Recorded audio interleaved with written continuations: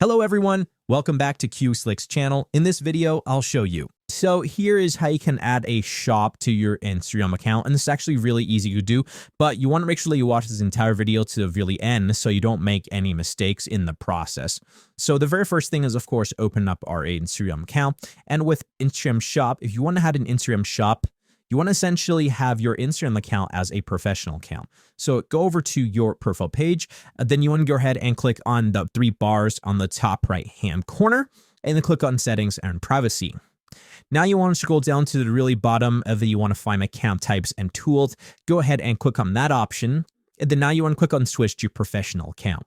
And you want to go ahead and sign up. And then once it says what best describes you, you want to find a shop and retail. Go ahead and click on that. Click on done. And then now you want to choose on the business option and just click on the next.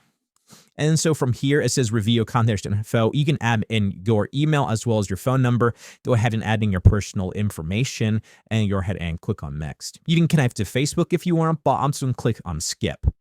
And so in order to set up your professional account, you even have to enter in all of these instructions. Once you have set up everything and got a professional account, you want to go back to your profile page and then simply click on edit profile. Now you want to scroll down and you're going to find this option that says actions button.